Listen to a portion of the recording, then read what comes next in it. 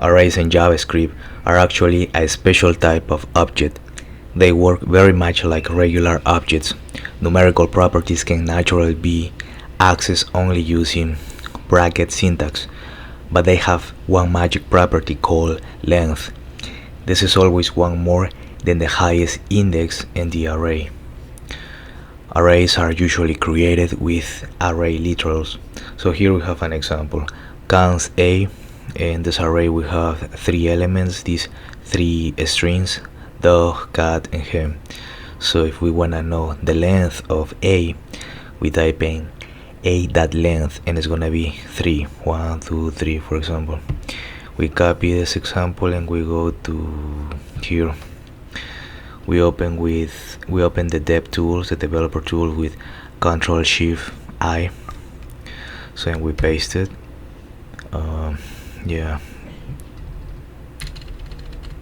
Press enter, and a.length is gonna be 3. Let's say we want to, I don't know, add another element. So we have dog, cat, hen. We had, I don't know, horse. And it's gonna be a.length. Now it's gonna be 4 elements. So yeah, there we have it. And if we want less, let's delete 2 of those. Now a.length is gonna be 2 elements. So JavaScript arrays are still objects. So this is very important. JavaScript arrays are still objects. You can assign any properties to them, including arbitrary number indices.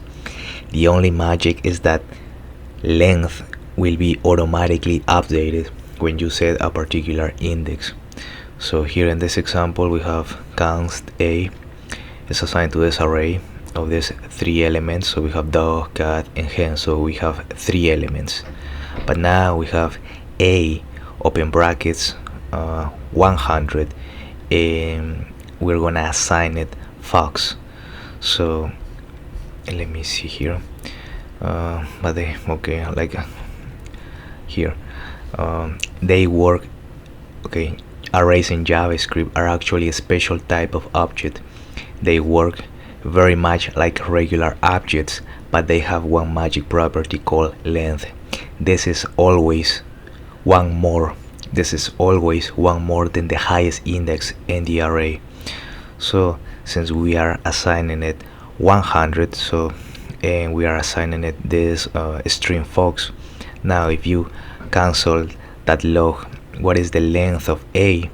The length of A is gonna be 101. It's not gonna be 100, it's gonna be one more, 101. As you can see here, it's gonna be, this is always one more than the highest index in the array. So cancel that log of a.length is gonna be 101.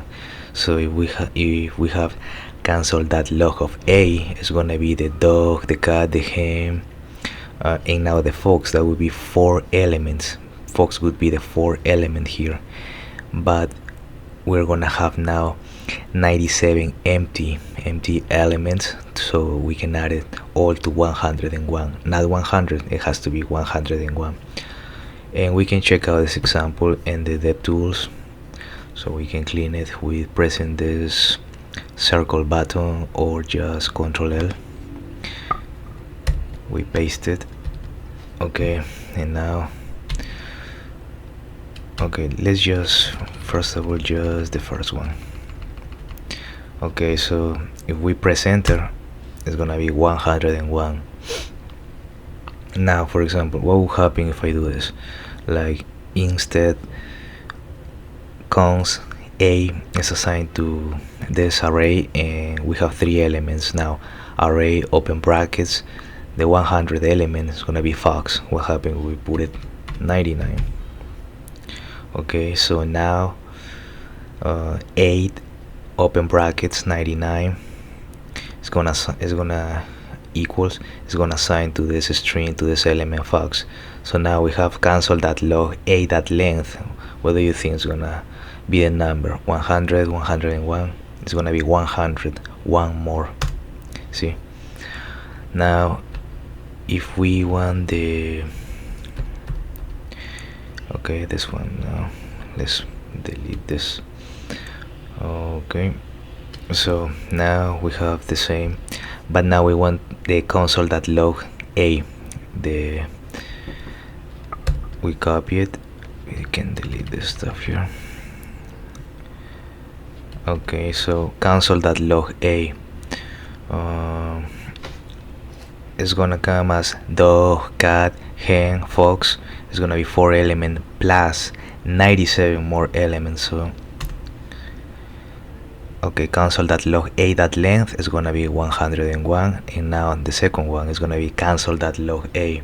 And as you can see, we have the dog, the cat, the hen, empty 97 elements, and then we have fox. So in total we have 101. Okay, so that is that. The array we got above is called a sparse array because there are